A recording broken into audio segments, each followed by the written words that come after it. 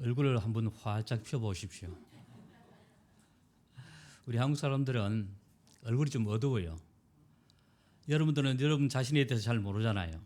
거울을 봐야지 알 수 있는데 막상 이제 이 단상이나 앞에 서면은 우리 이제 성도들의 얼굴들이 쭉 이렇게 드러나는데 뭔가 모르게 힘들어하고 불안해하고 그러면서 이제 어두운 그림자로 이렇게 나타나는 이런 모습들을 살펴볼 수가 있습니다.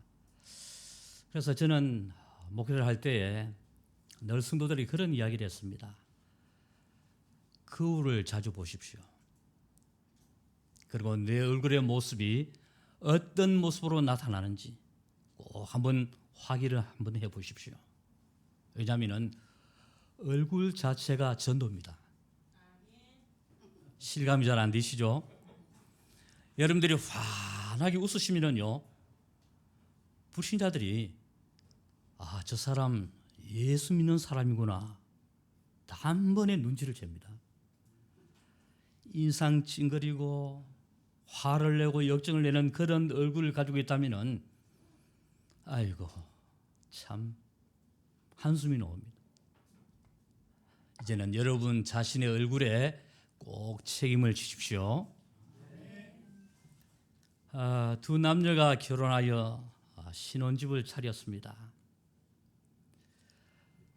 경제적으로 여의치 않아서 이제 전셋집으로 출발을 했는데 우리 옛날에는 그랬잖아요. 화장실이 바깥에 있었어요.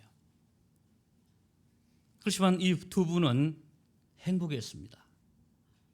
왜 행복했을까요?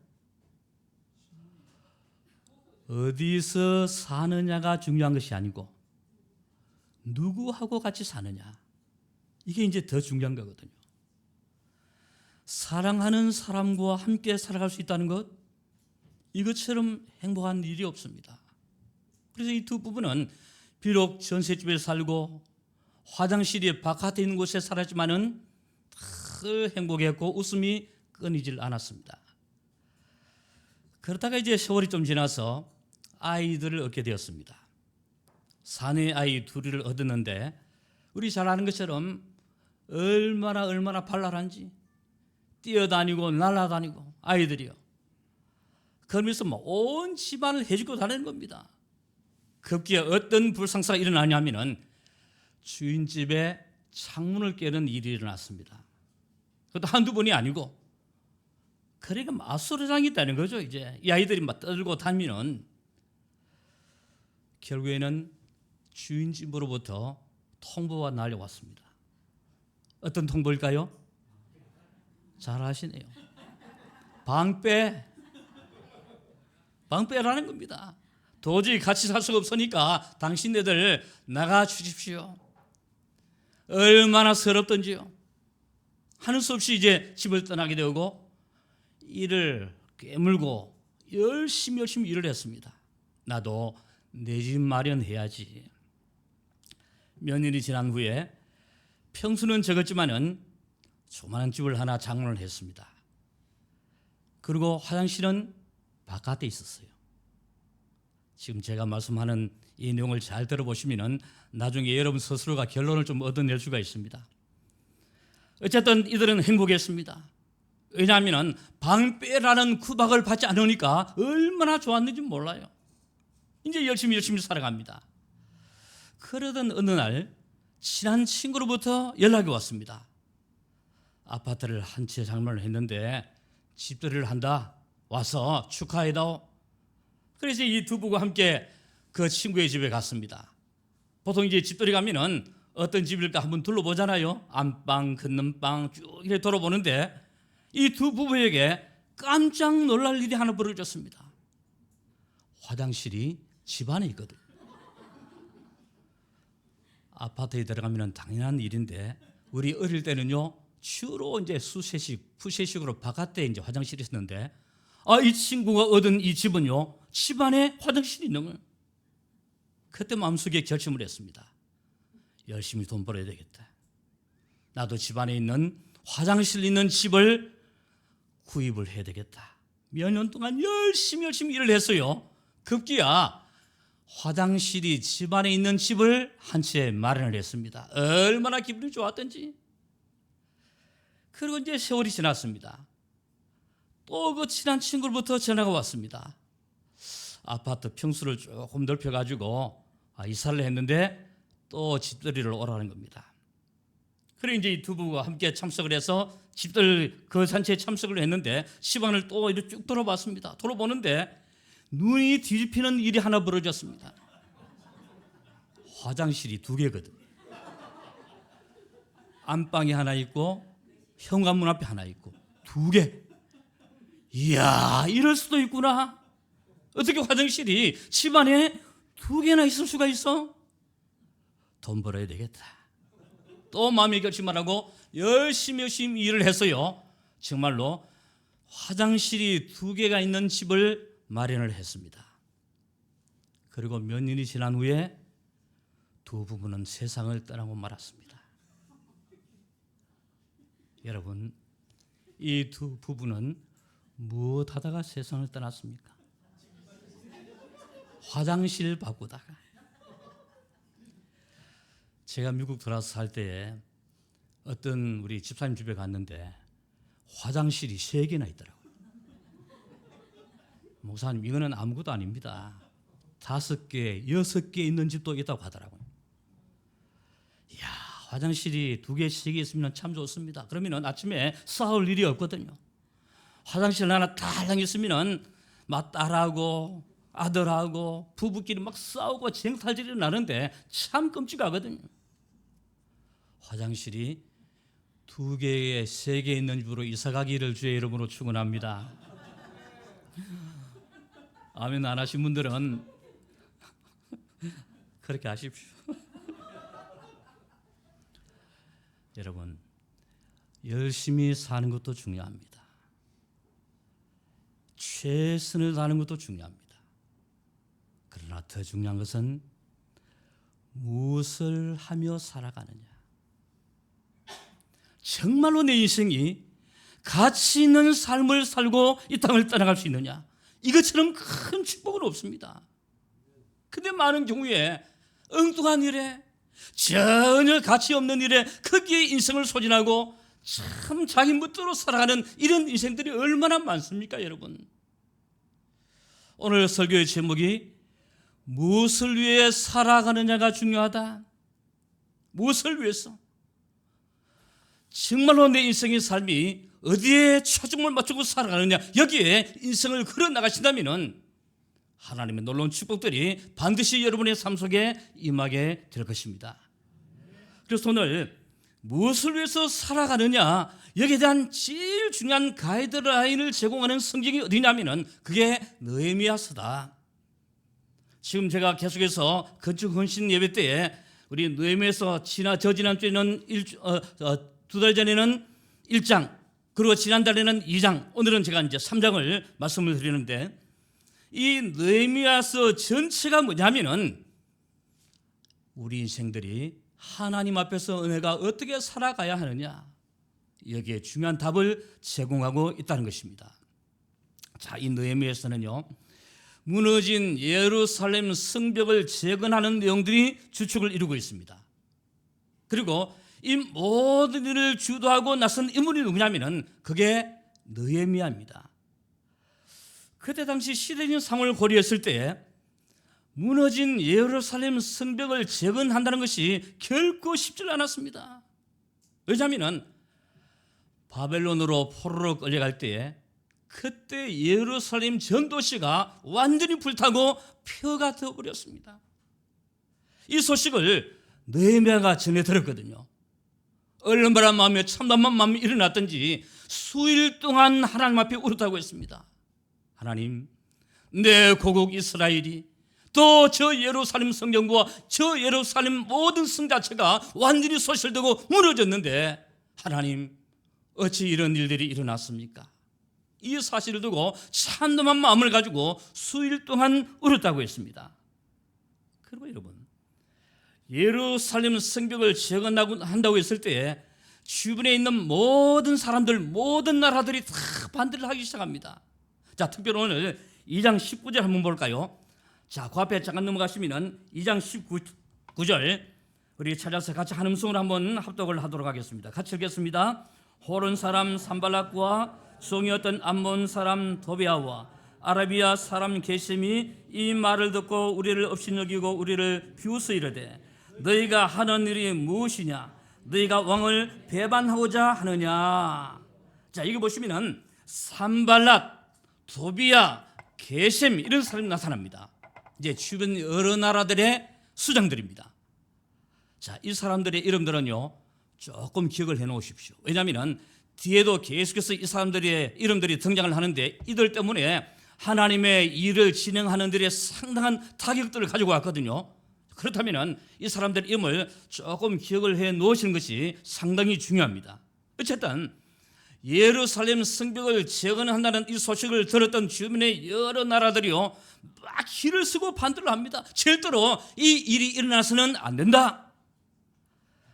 그러면서 더 현실적인 문제는 뭐냐면은 경제적인 여건이 되지를 못했습니다.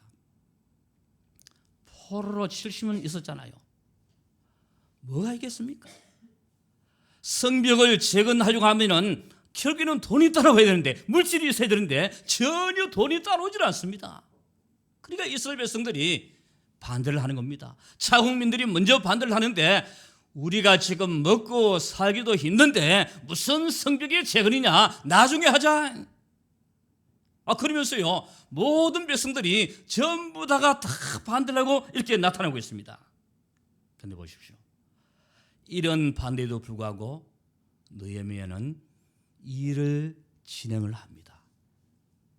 왜냐하면 성벽을 재건하는 것은 하나님의 일이다. 하나님의 일이다. 하나님의 역사를 감당해야 된다. 이 중심으로 가지고 쿠션 반대도 불구하고 느헤미야는 하나님의 일을 시작했다는 것입니다. 자신의 생명을 아끼지 않았어요. 우리 지난달 제가 말씀을 드렸죠. 왕 앞에 허락 없이 나갈 수가 없습니다. 왕을 시하는 목적을 가진 사람들이 많았기 때문에 반드시 왕 앞에 나가는 신하들은 왕의 허락을 받고 제가를 받고 나가야 되는데, 이 느헤미야는요 왕의 허락을 받지 않고 왕 앞에 나갔습니다. 에스더와 똑같은 사건이죠. 에스더가 왕 앞에 나갈 때에 내가 죽으면 죽으리다 그런 각오로 나갔거든요. 왜냐하면 그때 당시에 왕을 할지라도 왕 앞에 자기 임의로 자기 마음대로 날 수 없는 거거든. 그래서 했던 말이 뭐냐면은 내가 왕의 허락 없이 나갔을 때에 반드시 생명의 위협을 받을 수도 있다. 그 결단으로 죽으면 죽으리다. 바로 느헤미야에게도 이러한 믿음의 결단이 일어났다는 것입니다. 여러분, 사실 이 느헤미야는 기필코 이 일을 하지 않아도 됩니다. 왜냐하면 이미 자기의 신분은 보장이 되어 있었습니다. 술관원장 최고의 직위를 가지고 있었습니다. 그러면 아무 소리 없이요 자기가 먹고 사는 일에는 전혀 불편함이 없었거든요. 그럼에도 불구하고 하나님의 역사를 위해서 세상 부귀 영화를 다 포기를 합니다. 히브리서 11장 24절에서 26절을 보시면 모세가 바돌의 공주의 아들이라 칭함을 거절하고 자기네들의 백성들과 더불어서 고난받기를 즐겼다는 말이 있죠. 모세도요 가만히 있으면 공주의 아들로서 자기 대권 주자같이 꿈꿀 수 있는 참 중요한 자리에 있었습니다. 엄청난 위치에 있었거든요. 그런데 하나님의 영광을 위해서 자기의 모든 세상 부영화를 완전히 포기를 합니다. 바로 느헤미야에게 이런 일들이 일어났다는 것입니다. 오직 하나님의 이름, 하나님의 영광을 위해서. 느헤미야서는 전체 13장으로 이루어져 있습니다. 그런데 느헤미야의 이름은 한 번밖에는 나질 않습니다. 느헤미야 1장 1절에 딱 한 번, 그 뒤에 느헤미야라는 이름이 한 번 더 나타나는데 동명이인이라 했습니다. 같은 이름을 가진 다른 사람이었습니다. 그리고 보십시오, 이 엄청난 역사를 감당하면은 자기를 자랑하잖아요. 내가 이 일을 한다, 다 나를 따르라 이러면서요 자기 이름을 드러내고 자기의 영광을 드러내는 사람들이 얼마나 많습니까? 근데 느헤미야는요 이 하나님의 일을 함에 있어서 한 번밖에는 자기 이름을 드러내지 않습니다. 그만큼 그의 중심이 제대로 설정되었다는 거예요. 그래서 제가 말씀을 드렸습니다. 열심히 사는 것보다도 최선을 다하는 것보다도 더 중요한 것은 무엇을 위해 살아가느냐, 얼마나 가치 있는 삶을 위해 내가 내 인생을 걸 수 있느냐, 그 모든 결론은요 하나님의 영광, 오직 하나님의 이름을 위해서 자기의 전 일생을 걸어 나갔다는 것입니다. 바벨탑이 쌓아서 올라갈 때에 그때 그들이 뭐라고 주장을 합니까? 우리의 이름을 온 지면에 나타내자. 자기의 이름을 드러내자는 겁니다. 하나님의 이름이 아니죠. 헤롯 같은 왕은요 자기 영광을 위해서 살았습니다. 성전을 짓는 일에 있어서요 그 모든 결론이 하나님의 영광으로 이어져야 되는데 자기 이름 드러내다가 결국에는 충이 먹어 죽는 끔찍한 불상사가 일어나게 되어졌다는 것입니다. 갈렙 같은 사람은요 철저하게 숨었습니다. 가나안 정복의 1등 공신은 누구죠? 여호수아, 갈렙 두 사람이었습니다. 그런데 여호수아가 이스라엘 지도자로 이제 선택이 되어졌을 때, 그러면은 갈렙 같은 입장에서는 아니 다 같이 중요한 일을 했는데 너만 똑똑하냐? 나도 똑똑해. 나도 리더십이 있어. 그런 주장과 논리를 폈다면은 가나안 정복이 제대로 이루어지지 않았을 겁니다. 여호수아가 지도자의 자리에 전면에 나섰을 때에 갈렙은요 철저하게 숨습니다. 여호수아가 24장까지 나타나잖아요. 여호수아 14장이 나타나기까지 갈렙 이름이 등장하지 않습니다. 철저하게 숨었다는 거죠. 여러분, 모든 사람들은요 자기 이름을 드러내고 자기의 영광을 드러내기를 원합니다. 특별히 교회 건축을 한번 해보십시오. 그러면요 여기서도 자기 이름 내걸고 저기서도 자기 이름 내걸고 전부 다가 자기 이름 자기 영광. 자, 한번 질문 던져보겠습니다. 성경 건축의 최고의 목적은 뭐죠? 하나님의 영광입니다. 하나님의 영광. 먹든지 마시든지 무엇을 하든지 다 하나님의 영광을 위해서 하라. 이게 우리의 최종 목적이 되어져야 되고, 특별히 앞으로 건축을 진행한다든지 또 더 큰 넓은 장소로 옮겨갈 때에 정말로 우리의 모든 중심이 하나님의 영광에 그 초점이 맞춰진다면 자손 만대의 축복을 우리 예배교회가 함께 누리게 되어질 것입니다. 자, 무너진 예루살렘 성벽을 재건하는 일은 개혁입니다. 있을 수 없는 상황이죠. 지금 이스라엘 위치나 신분을 봤을 때, 어떤 모든 환경들을 봤을 때 여러분 이 성벽을 재건한다는 것은요 전혀 이루어질 수가 없는 그런 상황이었습니다. 그런데 느헤미야는 생명을 걸고 예루살렘 성벽을 재건하는데 바로 이것은 그때 당시에 최고의 개혁이다. 그런데 보십시오. 이런 개혁을 도모하는 일에 있어서요 제일 먼저 느헤미야가 무엇을 했을까요? 무엇부터 시작했습니까? 기도부터. 모든 일을 기도로부터. 그래서 제가 2달 전에 그런 말씀을 드렸습니다. 기도 없이는 아무 일도 하지 마십시오. 기억나십니까? 기도 없이는. 여러분들이 사업을 하십니까? 기도 없이는 하려고 하지 마십시오. 사람을 만나십니까? 기도 없이는 사람도 만나지 마십시오. 공부를 하십니까? 기도 없는 공부 절대로 시작하지 마십시오. 모든 일의 시작은 기도로부터 시작하십시오. 이게 느헤미야서 1장입니다. 자, 그러면은 기도 후에는 어떻게 해야 하나? 기도 후에는 행동과 삶이 반드시 수반되어져야 됩니다. 오늘날의 기독교인들의 문제, 기도가 없어요. 기도는 하는데 행동이 따라오지 않을 때가 또 많습니다. 오늘 우리 담임 목사님께서 복음적인 삶이 따라와야 한다, 이 말씀을 듣는데요, 참 제 가슴에 와닿더라고요. 복음적인 삶, 우리가 복음을 깨달았으면 뭐가 함께 따라와야 된다고요?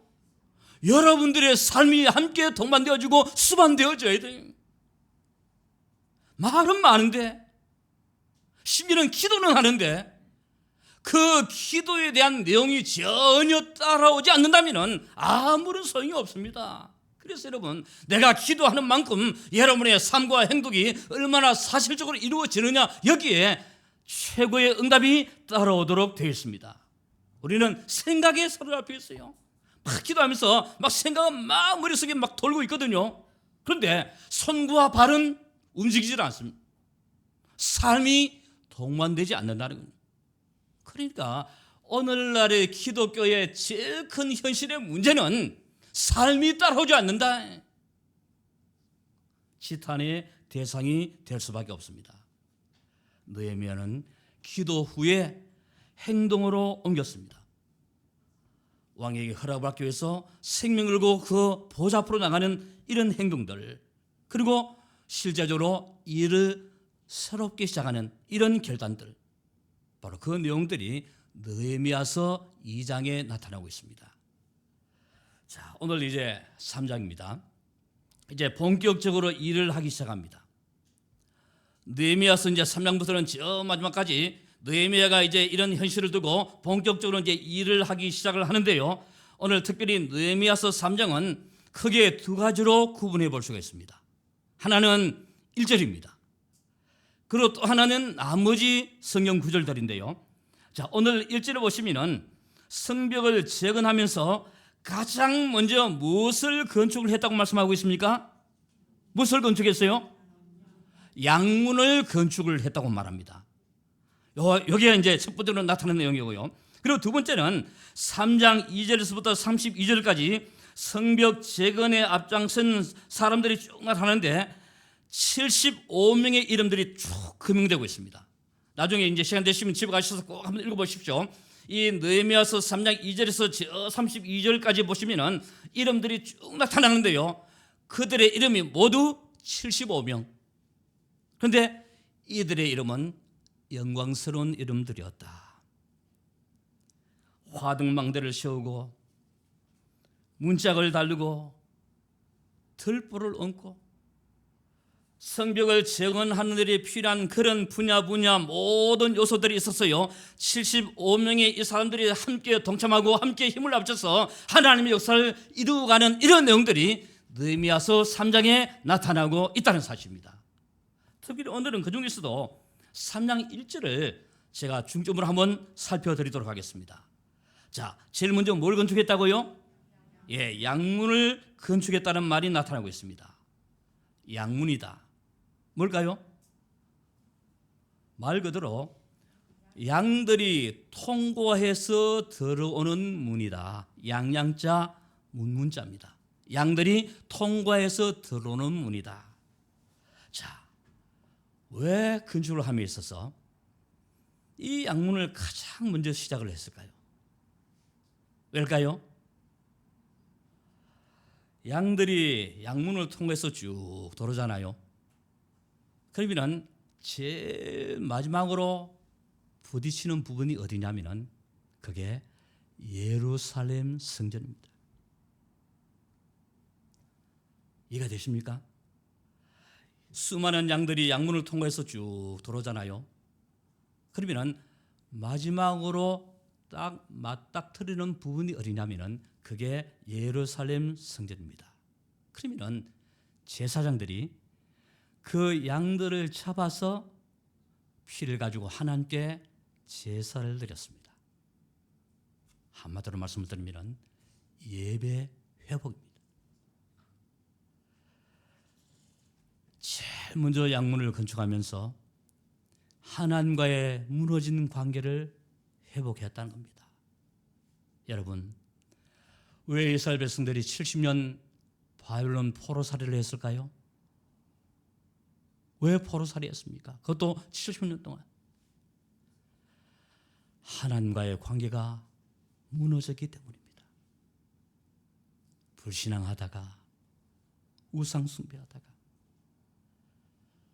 오늘 우리 일부 예배 때 담임 목사님께서 이 부분을 참 강조를 하시더라고요. 왜 포로되었습니까? 불신앙입니다. 말로는 하나님 부르짖는데요. 그런데 하나님의 살아계심과 그 능력을 제대로 믿지를 못했어요. 하나님의 능력을 믿지 못하면 어떤 결과들이 살아옵니까? 우상 숭배합니다. 하나님이 아닌 다른 곳에 절을 하고 그들을 섬기도록 되어 있거든. 이게 이스라엘 백성들이 바벨론 포로로 끌려간 가장 큰 요인이었습니다. 불신앙하고 우상 숭배하다가 하나님과의 관계가 완전히 무너졌습니다. 그래서 제일 먼저 양문을 건축한 이유는 뭐냐면은 하나님과의 무너진 관계를 회복하겠다. 이게 최고의 우선순위가 되어졌다는 것입니다. 망대가 시급합니다. 왜냐하면 적들이 쳐들어오잖아요. 그러면은 그 적들을 막기 위해서는 가장 먼저 망대를 세워야 됩니다. 오늘 본문의 3장 1절은 뭐라고 되었습니까? 한메아 망대, 하나넬 망대, 이런 망대들이 있거든요. 이 망대를 먼저 세우는 것이 그게 더 시급한 문제죠. 그런데 그 망대보다도 뭘 먼저 세웠다고요? 양문. 하나님과의 관계를 회복하게 되겠다는 그런 중심으로 나아갔다는 것입니다. 여러분, 지금 우리들의 삶에 무너진 것들이 너무나도 많습니다. 오늘 이 시간 한번 여러분의 삶을 돌아보십시오. 지금 여러분의 삶 속에 뭐가 무너져 있습니까? 인간관계요? 또 멀리는 사회 질서요? 국가 질서요? 그래서 이런 무너진 질서를 회복하기 위해서 사람들이 얼마나 많은 노력을 합니다. 그러나 더 중요한 것은요, 우리 성도들의 삶 속에 가장 중요한 것은 뭐냐면은 얼마나 하나님과의 관계가 제대로 형성되어 가느냐. 이게 가장 우선순위가 되어져야 됩니다. 여러분, 아무리 다른 질서들이 회복된다 할지라도 하나님과의 관계가 무너져 있습니까? 모든 게 다 무너져요. 반대로 하나님과의 관계가 제대로 되어지면 모든 질서가 다 살아나도록 되어 있습니다. 가정의 질서도, 사람과의 관계도, 모든 사회 질서도요. 먼저 하나님과의 관계가 제대로 이루어져 간다면 하나님께서 그 모든 현장 속에 은혜를 베풀어 주실 것입니다. 가장 먼저 예배를 회복하십시오. 그게 양문입니다. 제가 지난달 미국 청교도에 대해서 이야기를 했습니다. 살아보니까요, 타운마다 제일 중심에 교회들이 서 있더라고요. 그 중요한 요소에 청교도에 들어왔을 때 제일 먼저 세운 게 뭐냐면은 하나님의 교회를 세웠습니다. 왜냐하면 하나님과의 관계를 먼저 형성해 나가겠다. 이게 진짜로 우리가 사는 길이다. 그러면서 교회 중심으로, 예배 중심으로, 결국에는 미국이라는 나라가요, 지금 세계 최강대국 되었지 않았습니까? 우연하게 그렇지는 않습니다. 전부 다 이민자들인데, 그렇잖아요. 미국에 들어간 사람들, 모든 사람들 전부 다 이민자들인데, 그런 이민자들로 통해서 이 나라가 최고의 나라가 된 것은요, 제일 중요한 그 원인이 어디에 있느냐? 그게 하나님과의 관계를 제대로 설정했다는 거죠. 그 하나님과 관계를 제대로 설정하는 제일 중요한 포인트는 그게 예배다. 시내 큰 교회입니다. 코로나 사태가 일어났을 때 우리 얼마 동안 성전 안에 들어가지를 못했습니다. 교회 안에 들어가지를 못했습니다. 그 말은 예배가 제대로 진행되지를 못했습니다. 그때 그 교회에 속한 연세 되신 권사님들, 하나님 교회에 들어가야 된다. 근데 막고 있으니까 못 들어가잖아요. 이 권사님은 교회의 기둥을 부여잡고, 또 어떤 목사님은 계단에 앉았어. 또 어떤 분들은 벽을 쏟아보면서 하나님, 우리 성전에 들어가야 합니다. 하나님께 예배해야 합니다. 하나님, 그 날을 하루속히 허락해 주옵소서. 인생의 삶에 있어서 뭐가 가장 중요한지를 그분들이 깨달았다는 말이거든요. 여러분, 지금 여러분들은 무엇에 우선순위를 두고 있습니까? 목사님, 그래도 입에 풀칠을 해야죠. 먹어 사는 일 때문에 하나님, 나 저 사람 만나야 됩니다. 만남 때문에, 자녀들 때문에. 여러분, 자신들 개인들이 먼저 하나님 앞에 서십시오. 그리고 정말로 한번 예배를 회복해 보십시오. 예배를. 되도록이면 오프라인 이 현장에 오십시오. 우리 주일날 1부, 2부까지 참석하시는 것 대단하십니다. 그런데 조금 더 욕심을 내십시오. 수요 예배까지 한번 성공해 보십시오. 또 수요 예배에서 아이고, 하나님, 그래도 그렇지 내가 일주일에 새벽기도 한 번은 해야 안 되겠습니까? 새벽기도 한 번부터 한번 시작을 해보십시오. 제가 미국에 있을 때 1년에 딱 한 번 특별 새벽기도를 했는데 5일을 했거든요. 월요일부터 금요일까지. 어떤 젊은 집사님이 힘찬 그런 결단을 하고 5일 동안 다 참석을 했어요. 그 다음 주일날 만났습니다. 얼굴이 헬스하더라고요. 딱 먼저 내뱉는 한마디가 뭐냐면은, 목사님, 죽을 뻔했습니다. 아이고, 이 사람아, 새벽에도 일주일 하고 죽을 뻔하면은 나는 어떻게 하고? 나는 평생을 했다. 그러면서 이제 웃었던 그런 일이 있습니다. 근데 그 중심을 하나님께서 축복하시더라고요. 그분이요, 그때 우리 에덴 장로교에서 제일 잘 살았습니다. 그 사람들이 이민 들어갈 때 닭공장으로 해서 들어가서 얼마나 고생을 했던 사람들이었거든요. 그런데 그 사람들이요, 제일 부자로 그렇게 일어나게 되어졌습니다. 그분들의 중심이 다 예배 사랑, 교회 사랑, 그 중심이 일어났을 때 하나님께서 그들과 가정을 축복을 해주시는 거예요. 한번 여러분 정말로 예배를 회복하시고 하나님 역사의 흐름을 제대로 한번 이어가시길 바랍니다. 말씀을 맺습니다. 우리의 성도들의 가장 큰 축복이 무엇일까요? 하나님 앞에 예배자로 서는 것입니다. 전도자 이전에, 우리 옛날에 전도자 하면 많이 말을 했죠. 그런데 저는요, 전도자 이전에 예배자로 서자, 이게 먼저 시작이 되어져야 됩니다.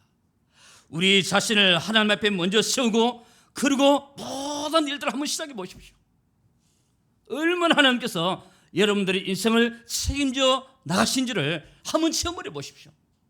이걸 제대로 알고 나면은요, 이제는 오지 말라고 막 밀어대도 나는 예배교회 가야 돼, 막 기둥 부여잡고 벽돌 잡고 막 그렇게 해서라도 이 예배당을 찾아오게 될 것입니다.